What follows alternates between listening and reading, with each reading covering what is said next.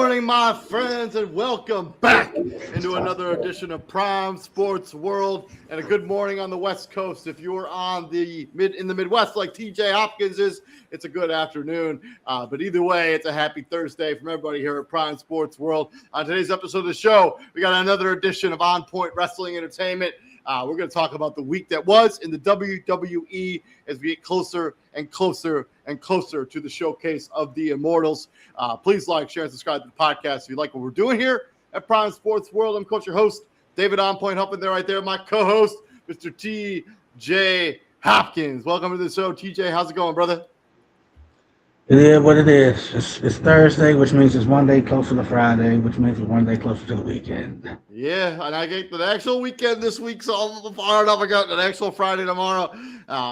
So yeah, it's been a fun day. So it's been a very fun week in the WWE. We're going to talk about what went down on SmackDown and Raw, and I'm going to revisit my predictions for what the WrestleMania card, because I have made some changes since the last time me and you spoke, TJ. So let's take a look at what we got going on. Let's start first with SmackDown. Very, very, very interesting SmackDown. First matchup on the card, Damian Priest, they should just call it that, Damian Truth. Damian Priest and R-Truth win the tag team titles from the MFTs. And I'm of the minority maybe here. I do not think they told Damian Priest that they were winning the titles during this match. I think they told everybody but Damian Priest, because he looked genuinely shocked. And maybe that's just him, playing a role and playing a character, but he looked genuinely pretty shocked that they won the tag team titles. They're the new tag team titles. This is the right decision. No, it's a bit like going into this match, no one thought Priest and Truth were really gonna win it. And it's because of the character that R-Truth has become, right? Like he's not meant to be taken seriously, even though he's insanely talented in the ring. Like you can't sit here and tell me that R-Truth should have a Hall of Fame worthy singles career if WWE took him seriously as they took. I think he is a Hall of Famer. But I mean, that's like, neither here nor there. I mean, I harken back to, wow, this is so long ago. Like the tag of him and Morrison, like that was a great tag team. I mean, everything that R-Truth has done in the WWE has been absolute stellar. Like, let's just be real. Like him and the Miz, that tag team was an underrated tag team. Like I think he's a 1 or 2 time United States champion, and then after that, here comes the gimmick. Here comes the little Johnny or little Jimmy gimmick. That was fun. I enjoyed it. No, it was fun. It was fun. But I mean, but R-Truth has made it work. Like he's a Hall of Famer. But he's the classic case of, I am going to take the hand I was dealt, and I'm gonna turn it into gold. The Damian Priest look of like, oh shit, we won, is absolutely a bit, because it's like you're not supposed to win a tag title with R-Truth. Like, you aren't supposed to win a tag title with R-Truth. And I like the decision to win it is, I have no problem with it. Again, like, R-Truth is just one of those wrestlers that you wish had more success under his name. And a stable like the MFT, it's like, what's the plan here? Yeah, I think, I just really hope that they don't do some sort of Wyatt 6. I think it's going to end up in a multi-team tag. I don't know. I mean, if the Bloodline gets back together, do you do that group versus this group? I think that would be terrible too. I think we've already gone down that path. They feel a little directionless right now. And the tag division as a whole, this was the right decision to take the titles off the MFTs. I don't know what you do with them right now, and I don't really know what they're going to be doing at WrestleMania either. So that's my what you call it, old man, get off my lawn play. Like, I absolutely hate the downtime in between pay-per-views. Now, don't get me wrong. I know you have to build storylines and all this. Especially at WrestleMania, because this is like the largest gap of any of the cycles. Uh, Because usually it's like 3 weeks. it's ridiculous. It's like because it gets to a point where it's like how and we'll get to it. The the Roman Reigns and CM Punk. It's like, yo, how many face to faces are Yeah. they really gonna have? I agree with you. Like I kind of just need to get the match now at this point, but I think we're gonna do like Jimmy versus CM Punk and Jay versus CM Punk while Roman's not on TV for a few weeks. Probably. But anyways, moving on from there, Aleister Black beats Sami Zayn. Obviously, Trick Williams gets involved and causes interference in this match. So then that way Aleister Black gets the victory. Yeah, I mean, shout out to Aleister Black, gets a victory on SmackDown. Doesn't happen that often. Shout out to Trick Williams, featured in a very prominent feud here, and I think this is going to end up in a triple threat match. We'll talk about that here in a few minutes, but this is a good win for Aleister Black. It's also a good spot for Trick Williams to be in. And Sami Zayn, this is kind of like, I think it could end up leading towards a heel turn because he's he got into Cody Rhodes with it a little bit. Couple weeks ago, he's like, "Hey, that was my thing. I'm sorry to cut you off. That's my direction with him. They tried to heal. I've been the good guy. I've been the good Samaritan. I've been the good guy, and what's it gotten me? Nowhere. And so I need to take matters. It's an age-old play, but it worked. I mean, I will say it works. I will say it works every time because it works, but it depends on who it is. Like the Dolph Ziggler angle where he would come out as a different person's entrance. Yeah, I enjoyed it. I enjoyed that, but I'm the worst kind of person. So like he did the Undertaker, and I think the one that kind of rubbed people the absolute wrong way. And I wish creative would have said, yeah, we're gonna nix this one. We're gonna we can do any other one. Well, not any other one. Like we can do a different one, but we're not gonna do this one. Is when he came out and he did the Ultimate Warrior's entrance, and this is right after the Ultimate Warrior died. Yeah. And he comes out and he does like the whole run around thing that Ultimate Warrior did, and this is and the crowd was just not with it. Like they were just like, I've never heard a live. I take that back. I've heard the live action crowd that quiet on maybe one or two occasions, and like that was one of them. And it was just like, even the commentary was like super uncomfortable. And so you can argue like, hey, it did its job. Like it did its job. So like Sami Zayn literally has to have one day.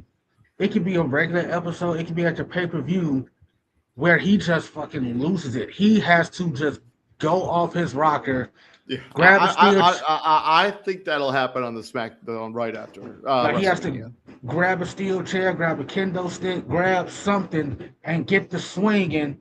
And because it's like, yeah, like this is because he tried the heel thing a while back, like him and Shinsuke. I think when he won the when Sami Zayn won the NXT title. Which one? I mean, he was the NXT title. No. I think he won like the Intercontinental title. So he had a mini so when he was plugging that documentary about how he's getting screwed over. Like this is like pre-Bloodline stuff. He was sort of a in-betweener at that time. I guess he was technically a heel, but people wanted to cheer him so much it didn't really work. He's never really been a full heel, like of any like even when he was in NXT, he was a pretty big baby face, and when he came onto the main roster, he was a pretty big baby face too. The only time that he kind of like ran the margins was when he was playing that conspiracy theory documentary character, which was fun. I did enjoy, but I was probably the only one who enjoyed it because it didn't last very long. And that was during the pandemic, so they're fishing for content. They can't really the crowd is like the crowd. It's a virtual crowd, and it's just it's just not the same because like they were pumping in like crowd noise. It's just like, yeah, Yeah. it's just But not it. I do think that this is a good place for Trick Williams and Aleister Black to be featured on a show. Like Aleister Black gets a victory. He needed one. He's kind of just has no direction right now. So I think this will be interesting. Moving on from there, talk about something that also got very interesting. The Jade Cargill Rhea Ripley feud has taken an interesting turn because she has a faction now, and she comes out. You think you think that she has the face to face with Rhea Ripley. She comes out. She gets out of the ring, and Mia Chin and B-Fab, somebody she's been feuding with, comes out during her exit. You think they're going to attack Jade Cargill for all the stuff that she's been to? No, they end up joining Jade Cargill. They all beat down Rhea Ripley. As long as they pay this off with some sort of explanation about how this faction came to be, because it doesn't make sense without that aha moment, like where it's like, yeah, it's like where like maybe they finally understand, like, hey, we've been trying to fight this Jade Cargill person, but like our best avenue to become relevant in WWE is to join forces with arguably the most unstoppable force in WWE right now. And that's the hook that, like, hey, we need to join her. We need to be on a team with her. And I think the three of them look good together. I think it's interesting. And I'll interested to see what happens tomorrow with it. It's just a way to get this feud over. And like, it wasn't really working for me so far. This feels right. I think the only question here with this feud is what is going to be the reaction if Rhea takes this title off Jade at WrestleMania? I don't give a damn about this faction. I really don't. Well, that may sound harsh. That may sound elitist, I guess is the term. But for me, like, obviously, like, if I had it my way, if I'm in charge of shit, hey, every show is 3.5, 4 hours long. I have too much talent here just to keep highlighting the same key figures. And you can argue that's why they create some of the titles, just to, like, that's why they create mid-card titles, just to highlight 100%. everyone else. But a wrestler like Mishin, who is great, like, I mean, like, if you put Mishin in the WWE 20 years ago, she's a Hall of Famer. I'm not lying. Like, if you put her in the WWE, I mean, she's got talent. She's got talent for days. Her character just doesn't. She doesn't have the character development that you kind of look for. Like, if you put her in the WWE, Trish Stratus and Lita and Victoria and those wrestlers who could, like, the few wrestlers that they actually had who could wrestle, not just the ones who look good and were just out there for concession stand runs. Like, that's Mishin. Like, she would be WWE, like, she would be a Hall of Famer if she was in that era. This right here, like, it's nothing against Rhea Ripley. It's like, I swear to God, I love Rhea Ripley I love everything about her. You can't take this title off Jade Cargill at WrestleMania to put it on Rhea Ripley. Like, you can't do it. Well, we'll talk about it as we get closer what my prediction is going to be. But I think they're going to pull the trigger on that. But I think giving Jade Cargill a faction, I think it works, and I think it's just another element, another level to make this feud kind of just be a little more interesting going towards WrestleMania. From there, this match I kind of thought we were going to get at WrestleMania. We still might. United States Open Challenge for Carmelo Hayes. Ilya Dragunov, after teasing for multiple weeks, finally accepts that challenge, and he loses kind of clean as a freaking whistle, as we had Carmelo Hayes hit the first 48, reversed the powerbomb attempt into a sunset flip, and he gets the victory kind of in a surprise roll-up finish. I still think that they're going to do this match again at Mania, but I mean, I just don't know how you justify it, given how this was pretty much an absolute like clean as a whistle victory for Carmelo Hayes. And so I don't know how you justify doing the match again at Mania. And maybe they do something else, but no, again, like this is one of those titles. I'm sorry to cut you off. This is one of those titles. You walk out in WrestleMania like, hey, U.S. Open Challenge for the Open Challenge for the United States Championship at WrestleMania. Like, come on, and whoever wants it, come get it. Like that's what you that's what you do with Carmelo, especially after this. Like that's what you do with that. I mean, this match, if you have not watched it, don't plan on watching it, watch it. It is a banger of a match. These two guys can absolutely go. And also, shout out Carmelo Hayes. He just got married not too long ago. So yeah, congratulations to him. Yep. And so like yeah, like I think that's what you do with this match.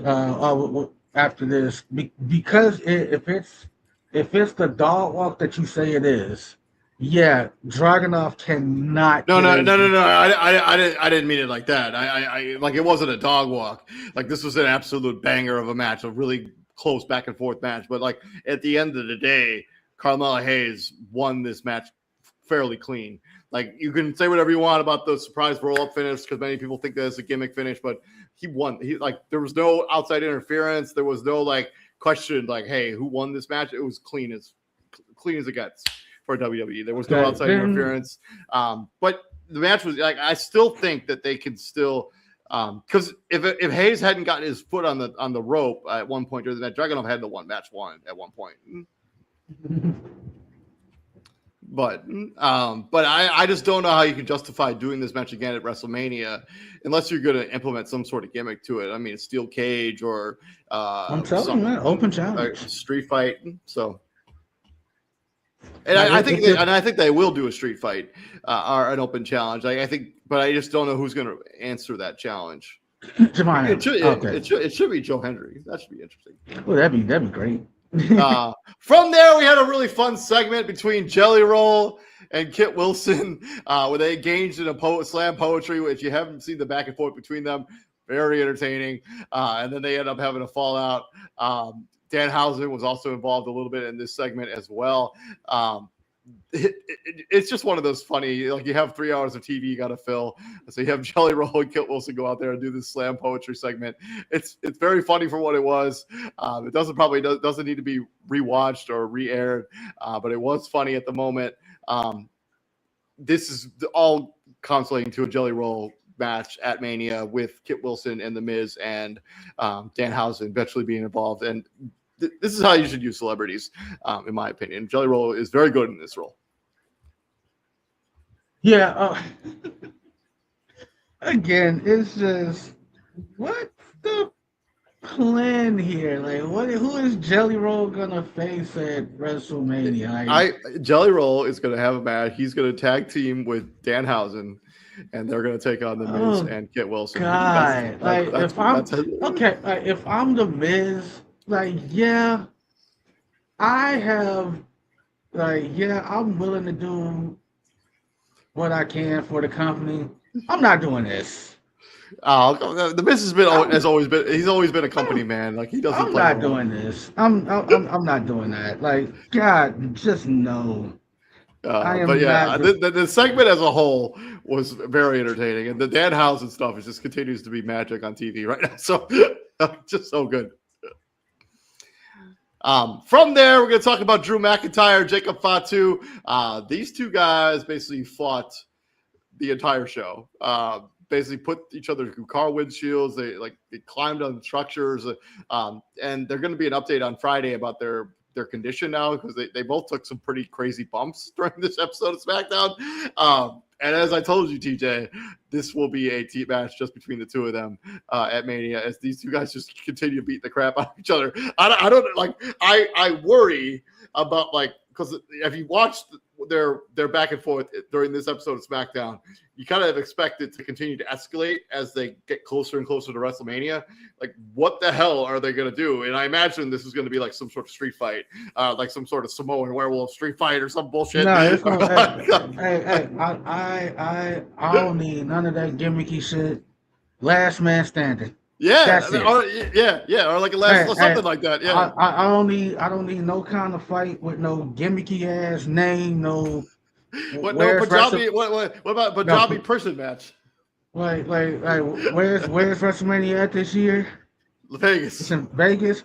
I don't need no Las Vegas Strip street fight. I don't need no kind of like dumbass name. Hey, this is as plain as it get. This is gonna be an old fashioned slobber knocker in the words of good old JR.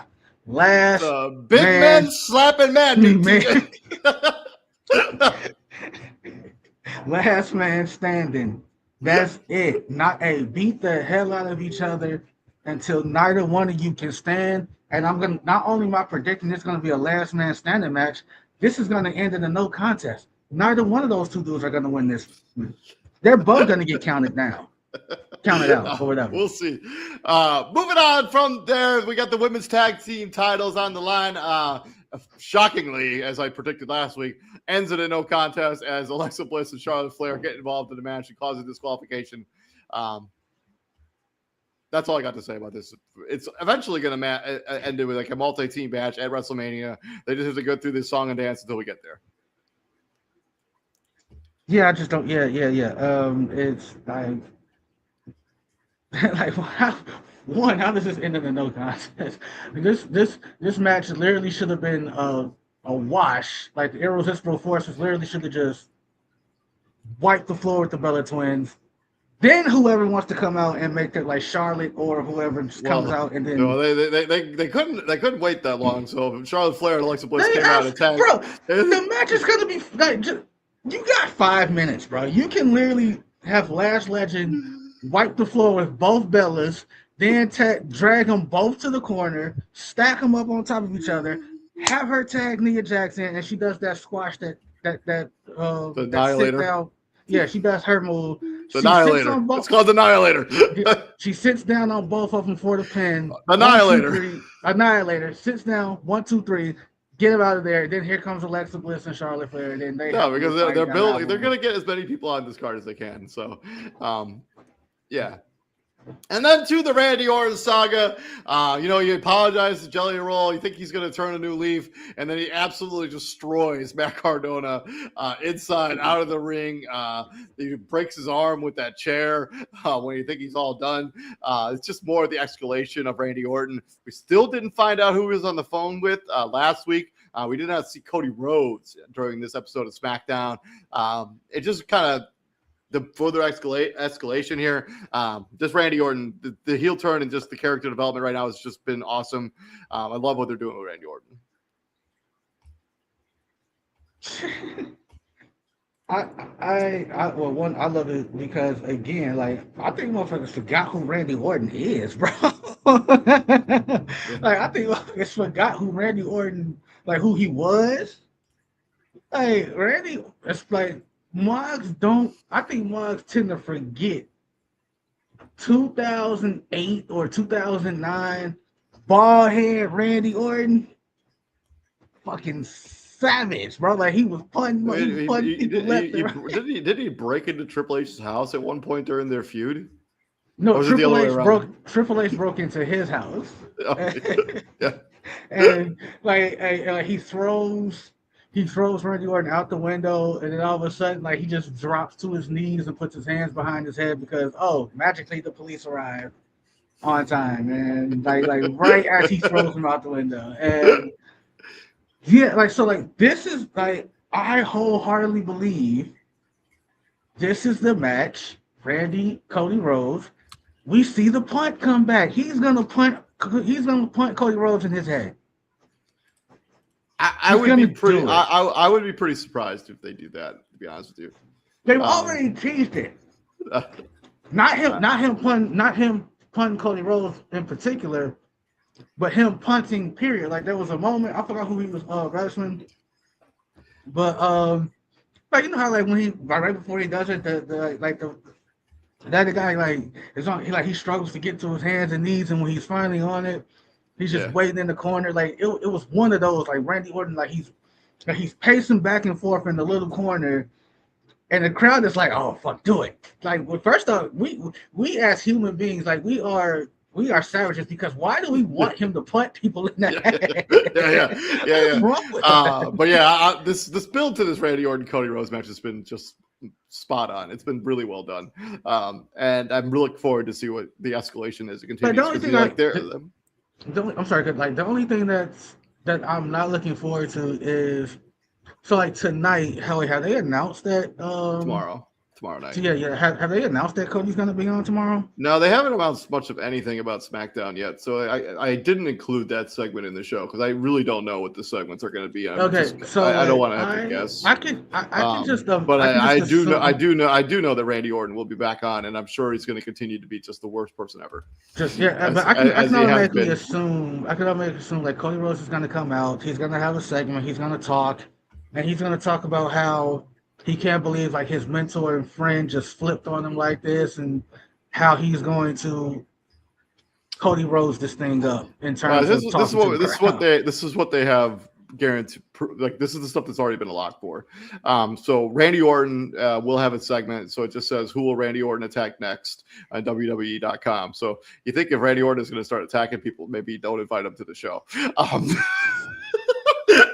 Anyway, again, we as a society are unhinged. The Bella Twins are going to battle Alexa Bliss and Charlotte Flair. I imagine that'll be some sort of number one contender match for whatever reason. Nick Aldis will provide an update on the condition of Jacob Fatu and Drew McIntyre because if you did not see my Friday Night SmackDown, those two guys beat the crap out of each other. Jelly Roll and Kit Wilson are going to have a match against one another, and then Julia is going to have a match against Tiffany Stratton. Why? I imagine this is going to build towards the United States title feud, women's United States, but I don't really know because Tiffany Stratton wasn't on that. Neither of those two wrestlers were on the card at all last week. So you go from not on the card to having a match in 1 week. So who knows? Let's talk about Monday Night Raw as we had a lot of stuff going on Monday Night Raw. Let's first talk about the Conqueror. Obafemi getting over on Brock Lesnar again. Brock Lesnar came out with Paul Heyman to kind of address the Obafemi stuff. Obafemi comes out right as Brock is about to hit the F5. Not on this day, says Obafemi. He reverses it. He throws Brock out of the ring. Obafemi's music hits. The crowd goes nuts. This booking of this match has just been a chef's kiss, and it's been an absolute clinic on how to build a new main eventer. As long as Obafemi wins on Sunday morning. As long as Obafemi wins. But Brock Lesnar's doing some definite selling here for him. He's towing the company line, and Brock Lesnar, if that's quite the feather to have in your hat. If Obafemi's like, yeah, I beat Brock Lesnar at Mania, that doesn't happen much. So.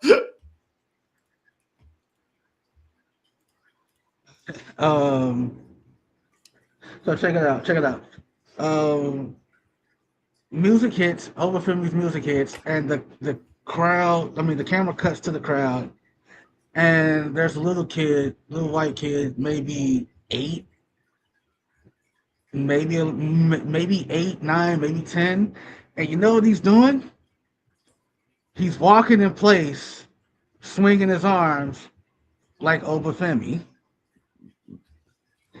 And the reaction to that on Twitter is, fucking hell, what more do you need?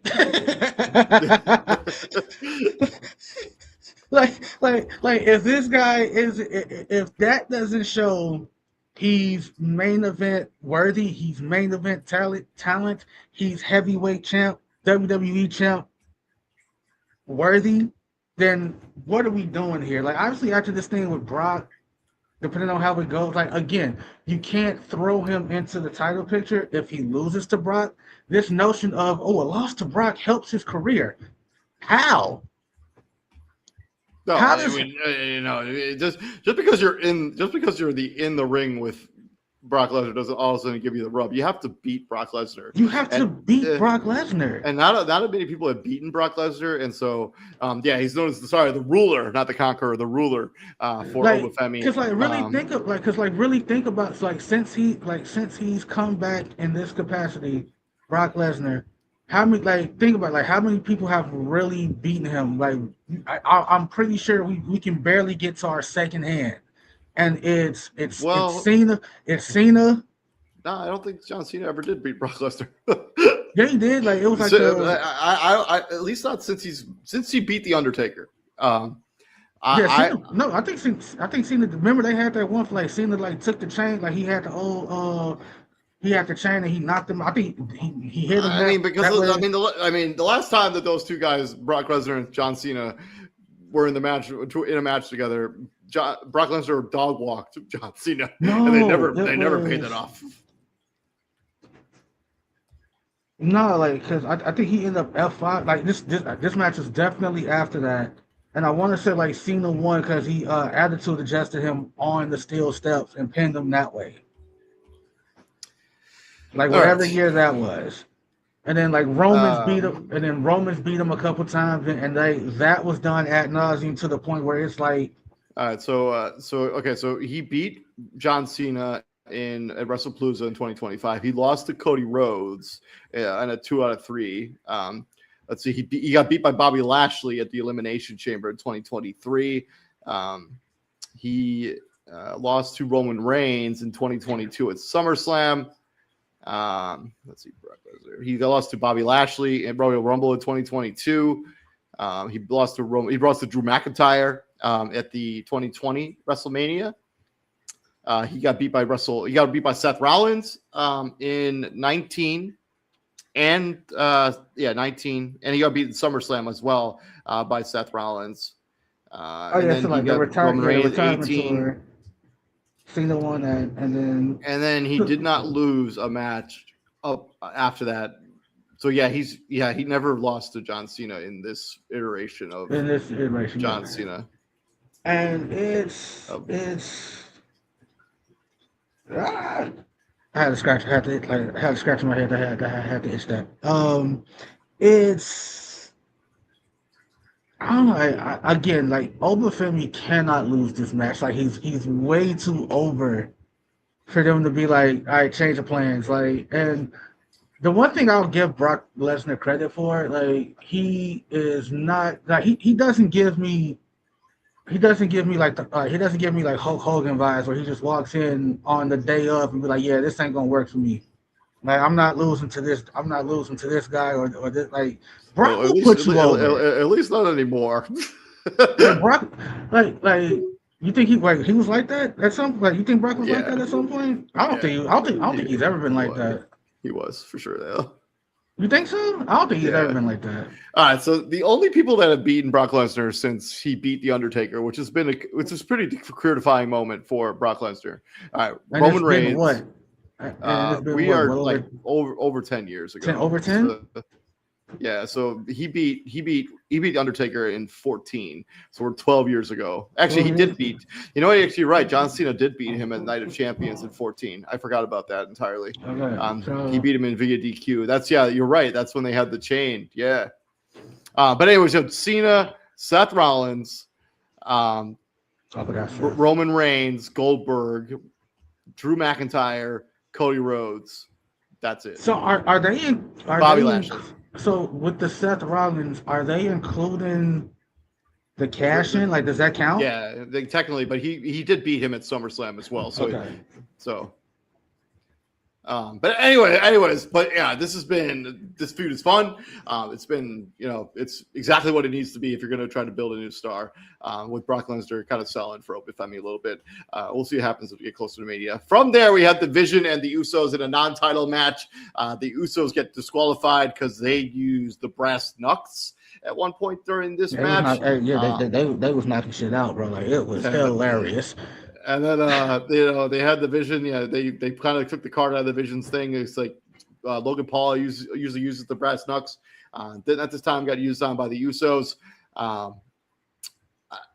That's all I got. I don't know. This is eventually going to lead to a regular title match.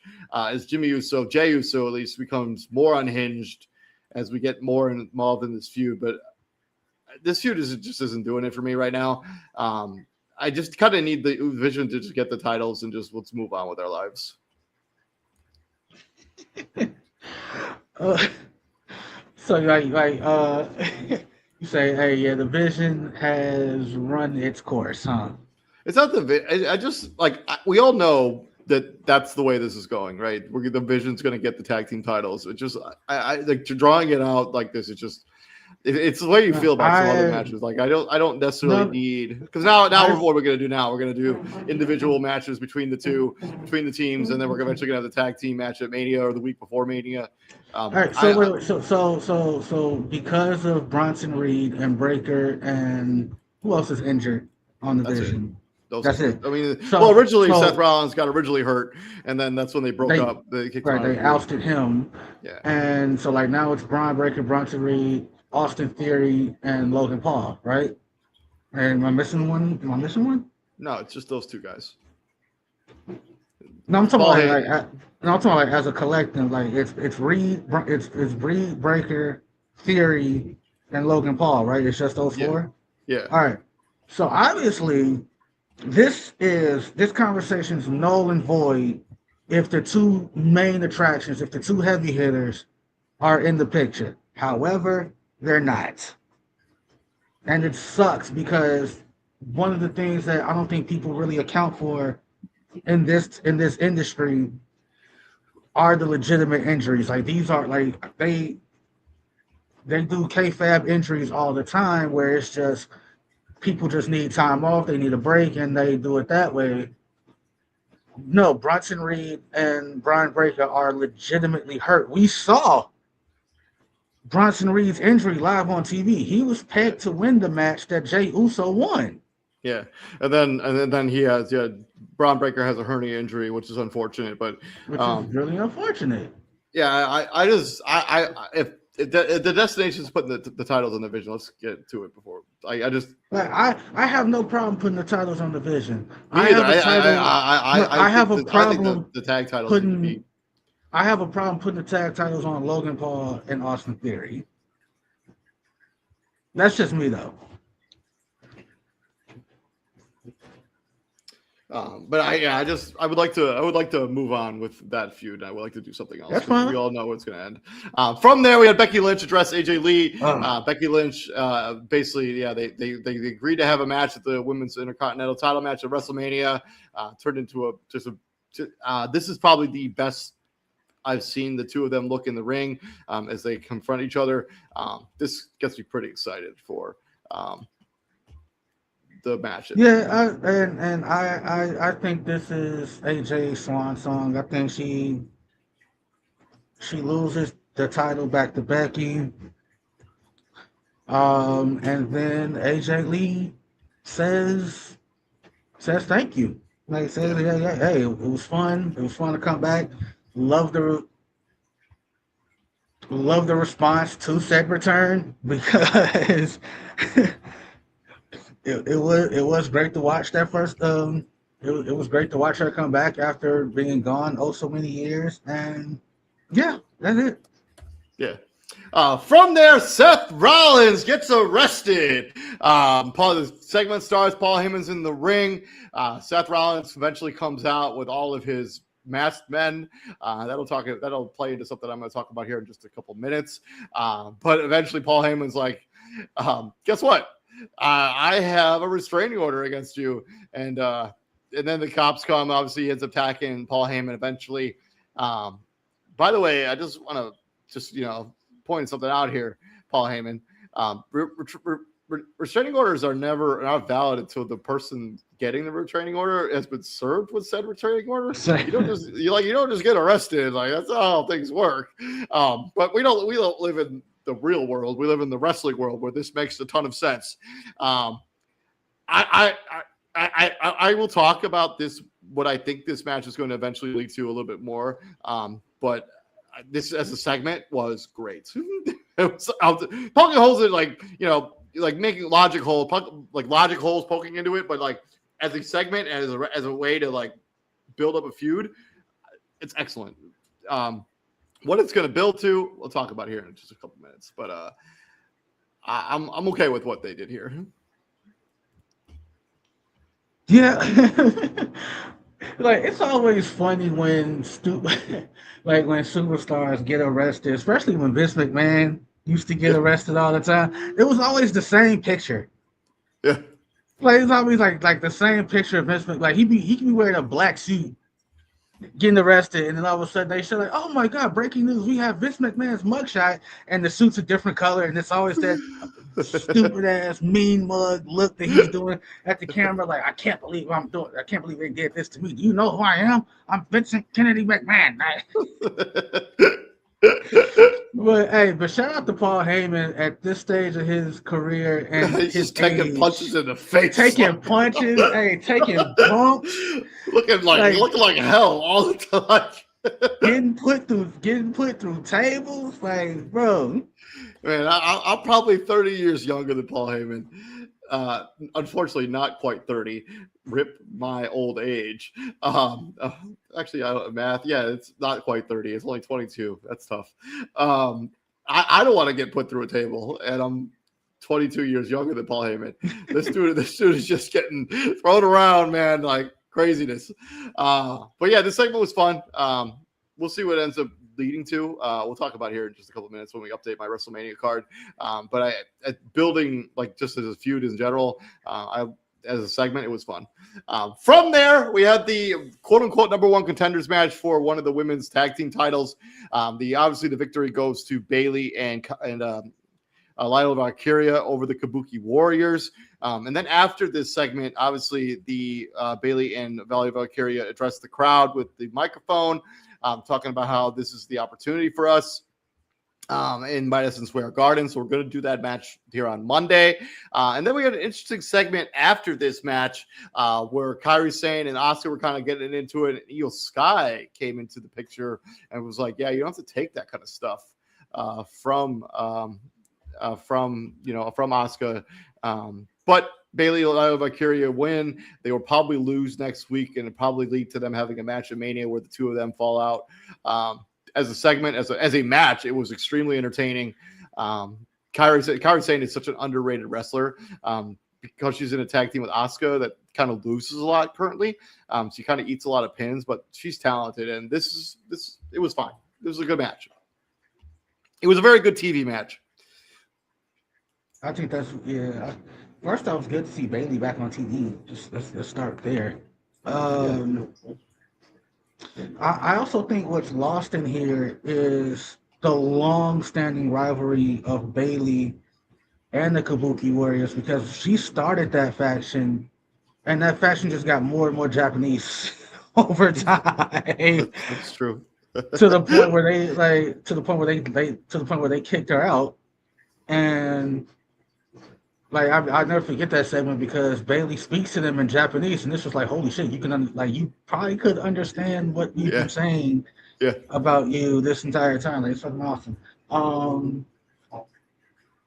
haven't, like, again, this is one of those like filler matches. You got 3 hours worth of TV. We gotta put some out there. Well, I think the will justify the ends, justify the means here, where we have, because eventually I think they're going to lose the tag team titles next Monday against the Irresistible Force.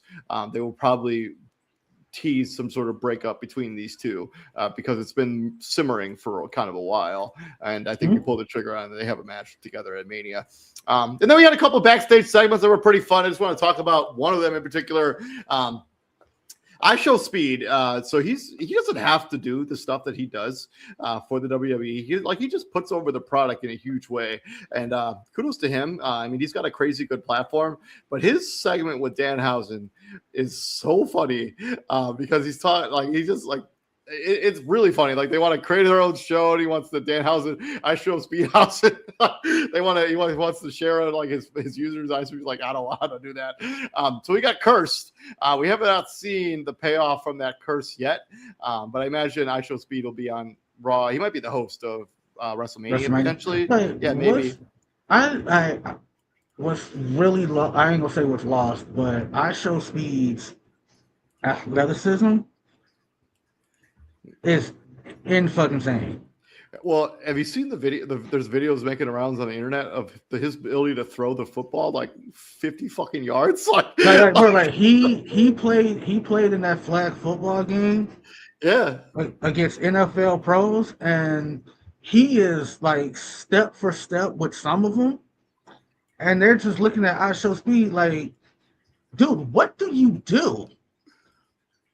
Well, I think he's a video game streamer, right? No, I know he's a streamer.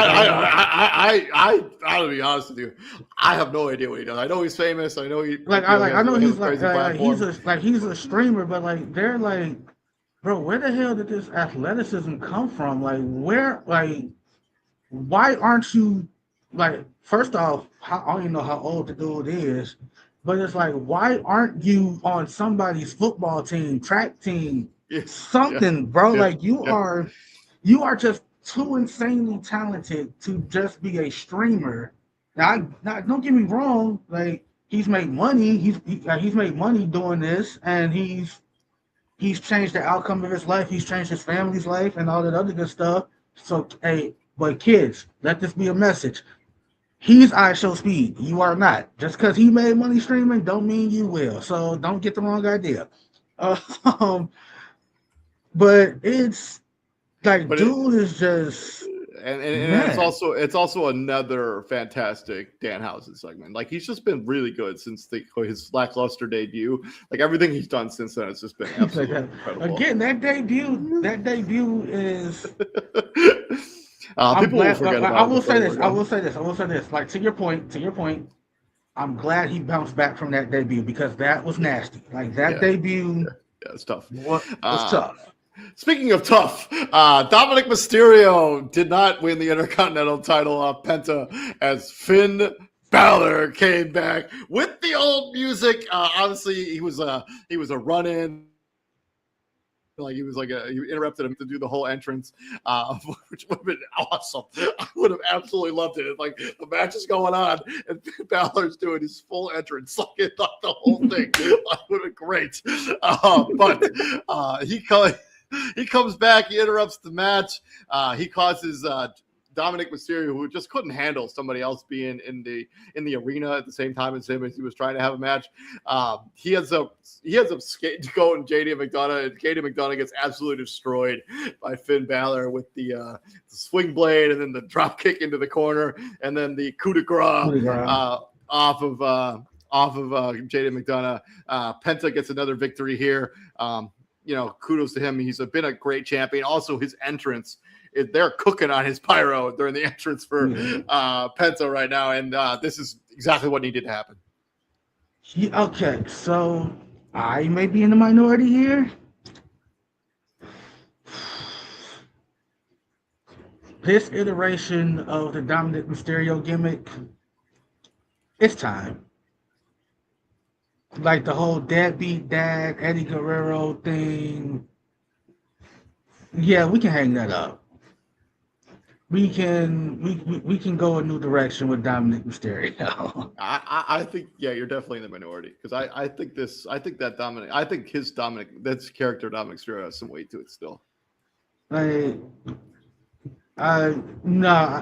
think the Latino Heat Junior storyline is. I think it's run its course. I think that's it. I think we're done with that. I respectfully disagree. I will gladly be in the minority on that. Like gladly. But I have no problem. I would at some point like Rey Mysterio and Dominic Mysterio become end their careers like a tag team at least Rey's. I think we kind of hinted at how this is going to. I think we kind of hinted at how this is going to end. I think Rey is going to have his career ended by his son, and that's pretty poetic. I have no problem with that. I love it too. I think behind closed doors, like that would be Rey Mysterio's like dream. And I think there is a reason that Rey Mysterio is currently conveniently injured right now when he was supposed to have a match with Gunther, who is the guy who retires everybody. Speaking of which, before we get to the final segment of the show, the fact that Gunther hasn't been on the show in 3 weeks. This guy retired Goldberg, AJ Styles, and John Cena within the last year, and you just tell me there's no plan for him at Mania? Because it feels like that for sure. I'm telling you, man. Like I'm literally telling you what. Like they literally cannot have Gunther. Like they cannot be like, oh, your only matches you're going to be having now in the WWE is when you're retiring people. Like it's just not sustainable. Like there's no way to sustain that. No, Like there aren't enough wrestlers for you to retire every year. Like. No, I'm telling you what they're doing, man. Like we saw the workload that Gunther went through, bro. Like you said, like the names you just listed, that's who he retired. Not to mention before that, he's carrying the championship belt. I legit think they just said, you know what, Gunther, take some time. The WrestleMania right after you retire John Cena cannot be a match. You just can't be not on that card. Like, nah, bro, they 100% said 100% said Gunther take some time, bro. But swinging back into Dominic Mysterio, I can't wait to see this feud kind of go to fruition. It's been too long. I wanted this Balor Dominic Mysterio feud in a long time. I feel like they were building this for months and years of the Judgment Day, and we're finally going to get it. It should be fun. To the final segment, CM Punk and Roman Reigns, man. Woo! CM Punk, he dressed all the old stuff, and that's when all this stuff kind of changed when the Usos came out, and then Roman Reigns came out. By the way, Roman Reigns flying to the ring on Monday. I don't know if you know this about it. I'm kind of a weird wrestling fan, as many wrestling fans are. I timed all of Roman Reigns' entrances, and I timed all his entrances. He got into the ring after his music hit 1 minute and 8 seconds. That's like 3 minutes faster than Roman's normal time. But also, he gets into the ring and then he's like, man, I'm telling you, man, Roman Reigns is such a gaslighter, man. It's unbelievable. Like, he comes out and he's like, hey, Jimmy J. Uso, hey, did you guys already have, your whole match and stuff? You were already like doing some stuff in the ring earlier? Well, get out of my ring. Okay, which is funny because even though Jimmy and Jay like kind of spearheaded the attack on CM Punk, like they gassed him up, they gassed Roman Reigns up to keep spearing him. At WrestleMania, I can wholeheartedly see Jay Uso, at least Jay, super kicking Roman Reigns. I think so too. But so he says last time he checked, you guys already had your tag team match. And Jimmy's like, yeah, that's right. And is that match done? like he couldn't tell. Like that's so long it's not happening. Like Jimmy's like, oh, it's over. Roman Reigns says respectfully as he can, get your brother and leave my ring. Like that's like that's what I want to happen. I want Jay Uso to be like to remember, like, damn it. I held that belt. I held that title, goddammit. I'm a heavyweight champion too. Or WWE champion too. You ain't finna keep talking to me. Like, you ain't finna keep talking to me like this, bro. Like, it's no. Like, and then Roman Reigns hits Punk with the Superman punch shortly after that. And then after, like, some order was destroyed with Adam Pearce coming out, Jey Uso was like, yo, Roman, this isn't over. Our family's at stake. And he hits this crazy spear. Then he powerbombs him through the freaking table. And then the best part, I think maybe the best part, CM Punk is just laughing his ass off as the show goes off the air. Man, I love this feud. Like, I can't get enough of it. And every time they're on TV together, it's just money TV. Like, it just makes me very happy. Like him laughing at the end, it gave me Mick Foley vibes. It gave me Bray Wyatt vibes, actually. That too, like, but to the point, like, it's like you just remember how like Mick Foley just used to get his ass kicked, and just keep coming back and asking for more, and like eventually starts laughing. Like it's to the point where it's like, yo, what is wrong with him? Like, what is wrong? But yeah, the build of this feud has been awesome. So I don't know. Yeah, but it's like I said at the beginning, how many more face-to-faces can they really have? I'm kind of over it at this point. get to the match. Like, because like no, because like to me, no, again, like to me, certain matches don't need to be sold. Certain storylines don't need to be sold. This is one of them.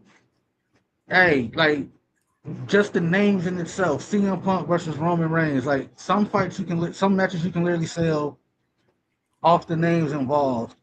I literally don't need these guys to be face to face week after week. I don't need them to like mess with each other.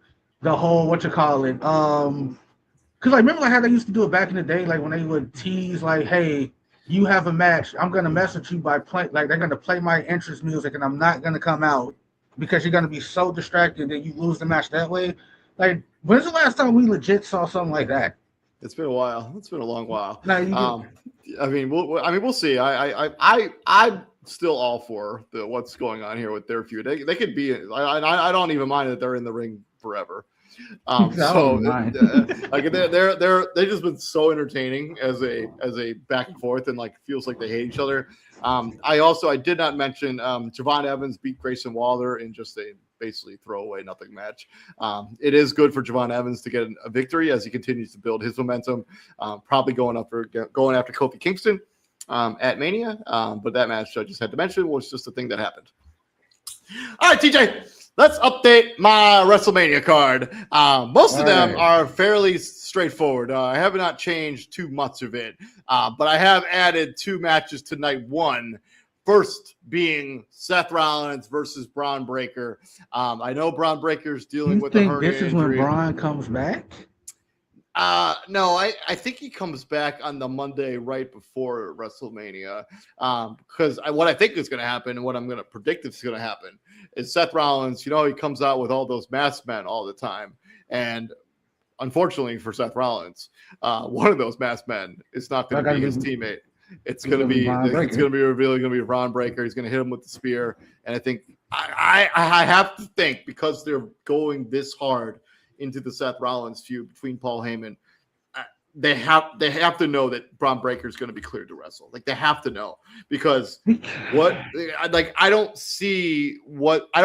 just don't see what else you're doing with Seth Rollins at Mania, like involving Paul Heyman. The only other thing that I could see them doing is another guy who's currently not on my WrestleMania card, but putting him in a tag team with LA Knight and having them go up against the Vision in the tag title match, assuming that the Vision wins the titles before Mania. But if you're not going to do that, I have to imagine that Braun Breaker is going to be cleared and he's going to be the match that Seth Rollins has at one point. Because like now I'm trying to remember. Because he's got a hernia. He's been out 2 months. I mean, I've never had a hernia. That's what I'm saying. I don't know what goes into I don't know what goes into that recovery. So, I mean, because I want to say a hernia. I want to say like obviously like with anything like hernias.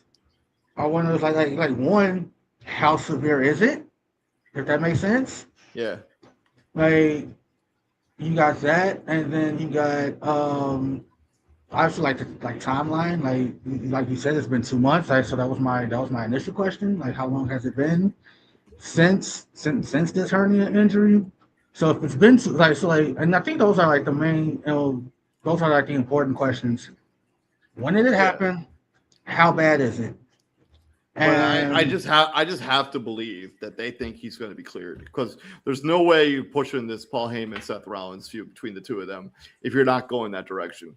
But I also could see them, being involved in the tag team title. And as we get closer, this card will update. My other update on the night 1 card is I've added Aleister Black to that Sami Zayn Trick Williams match. And I do still think that Trick Williams gets the victory. And I think Sami Zayn eats the pin on this particular match. And I think it sets him over the edge on the next episode of SmackDown. 100% agree. So, and I think Aleister Black is just in there just to kind of have his moment. I don't expect him to win, but I don't expect him to lose. That entrance at WrestleMania is going to slap. That Aleister Black entrance. Yeah, for sure, 100%. Night 2, not many changes. I did make the men's Intercontinental match a triple threat. I think this will be Penta versus Dominic Mysterio versus Finn Balor. And I do not think, unfortunately for many people out there, that we will get the Demon return at WrestleMania. I think they're going to save that for a one-on-one match between him and Dominic at SummerSlam, the same place where he won the title, the Undisputed Inter, whatever that title was called back then. He first won it at SummerSlam when he first debuted on the main roster. I think they'll save that gimmick for there when those two guys go one-on-one. But I think we're going to get the full original Finn Balor entrance, and I think we're going to have a triple threat match. So I do not think they're going to go one-on-one anymore. Another match that I've also added to this card is I think Io Sky, Asuka, and Kairi Sane are going to have a triple threat match between the three of them. As I don't have a clear direction for those three wrestlers, and it makes sense because of the interaction that they had towards the end of the show on Monday to maybe put those three in a feud together. And then I have the mask versus match, which I probably should have had last time because there's no way that doesn't happen. It's El Grande Americano, the original, going up against the El Grande Americano, whatever the other one is called. And I think it will be a mask versus match. Whoever loses is going to be unmasked, and it will probably be Chad Gable because the Ludwig Kaiser version of this character on the AAA scene is over like Rover. And I do not think and he can't lose his mask. And I do not think they will take the mask off of him because he is stupid over. But that's all the real changes. What? Any thoughts? No, the mask v mask match is always interesting. It helps that both El Grande Americanos are actually really fucking good. Like they're actually really good. I love it. I love that they're both actually very talented, and I have no problem with that addition. I just dropped my phone. And then moving on from there, these are the guys I think are still going to miss the card. I got LA Knight, Gunther, Tiffany Stratton, the Women's United States title, and then unfortunately Rusev. So it will not be Rusev Day, even though Rusev Day is every day. But yeah, that's all I got for you this week. Oh yeah, I forgot the SmackDown preview. Oh, I never changed this either. Oh, it's all right. No, it's not all right, TJ. Stuff like this drives me nuts, dude. All right. Thank you very much for joining us for this week in WWE On Point Wrestling Entertainment. This is Prime Sports World. This is our 0326 edition. Please like, share, and subscribe to the podcast if you like what we're doing here at Prime Sports World. I'm David Huffman, right there, my co-host, Mr. TJ Hopkins. And before we get up out of here, TJ, you got anything you're looking forward to this weekend? That just the weekend, man. Yeah. All right. I took the weekend off. I'm going to see a rock band at the Coliseum, Oakland Coliseum, here in Oakland. I've never been to the Oakland Coliseum. It should be pretty cool. It's pretty sure it's where the Raiders used to play, or where the Rays and A's. Yeah, so at the Oakland Coliseum, it's kind of been turned into this pretty cool concert venue now because it obviously doesn't have sports there anymore, as everything in all the sports have left Oakland for obvious reasons. That's not funny. Yeah, it kind of sucks. Imagine if I still lived in Oakland and the Raiders were still here and the A's and the Warriors. But neither here nor there. But thank you very much for joining us. Please like, share, and subscribe to the podcast. And TJ, what are we doing here at the Prime, my friend? We bring the heat. Thanks, sir. Yes, sir. It's very windy outside. Oh, it's beautiful here in California. No, like it's nice. It's just windy. That's what I'm getting at. It's 68 degrees and sunny. They're in a cloud in the sky. We'll be back here next week breaking down some more NFL. We'll also break down week number 1 of the UFL. You don't want to miss any of that content. I'll see you later, brother. Have a good week. Great weekend. All right, bye.